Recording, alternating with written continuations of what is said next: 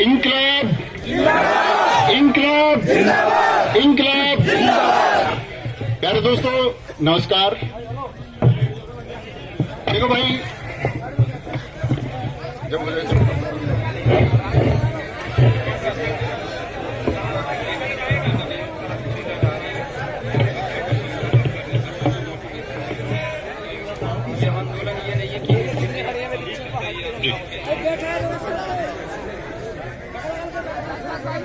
एक बार सारे साथी अपने दोनों हाथ उठा के बता देंगे कि मेरी आवाज पिछली पंक्ति तक भी पहुंच रही है।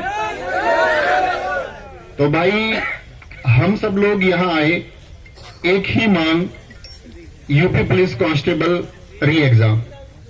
और दोस्त, जब इसको नाम दिया गया यूपी पुलिस री एग्जाम सत्याग्रह, तो सबसे पहले तो आपको सत्याग्रह का अर्थ समझना होगा।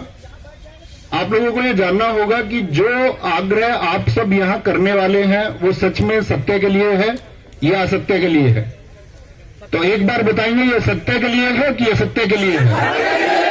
तो सत्य के लिए आग्रह है, तो इसका मतलब है सत्याग्रह कोई भी हो उसको चलाने के लिए एक बहुत अनुशासन की आवश्यकता है। कल भी मैंने लिखा कि किसी ने कहा क्या हजारों के लोग या हजारों की भीड़ भी पंक्तिबद्ध हो सकती है? तो हमने कहा हां, हो सकती है।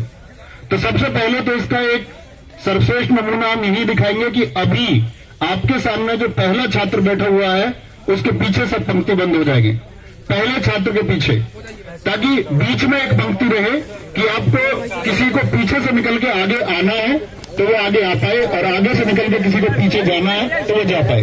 बीच वाली ये जो पंक्ति है, हमारे जितने भी साथी या जितने भी मीडिया बंधु होंगे उन सबके लिए बीच की पंक्ति आप छोड़ दीजिए।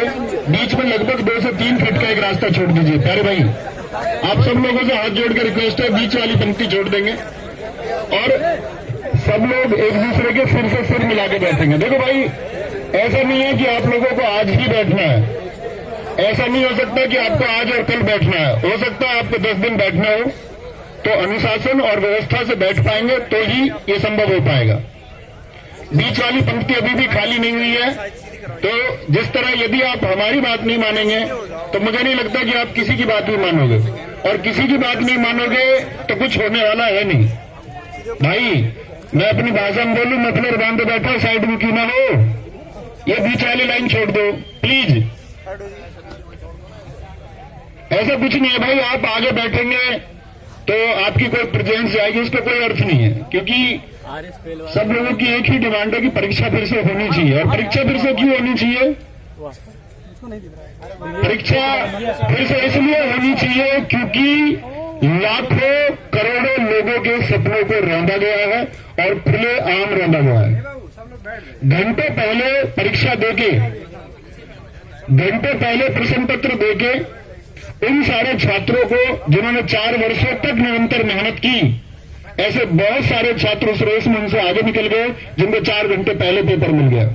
और पेपर मिलने के साक्ष्य विवेक सर ने मिलिंदपुर बीजेपी, जो सबसे पहले वहां पर आपका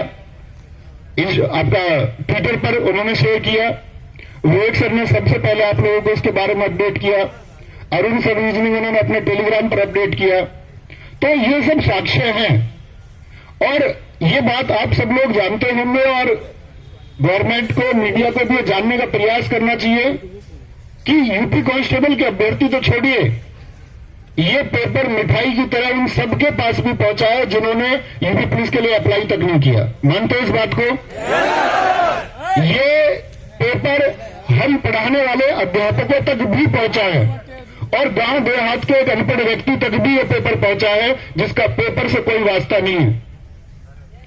तो ये मांग साथी या किसी भी प्रकार का लॉलीपॉप या किसी भी प्रकार का बहाना मेरे द्वारा, अन्य किसी के द्वारा, या कोई एक झूठा आश्वासन आपको बीच में, आपके इस संघर्ष के रास्ते के बीच में यदि दिया जाता है तो आप क्या उस लॉलीपॉप को स्वीकार करेंगे?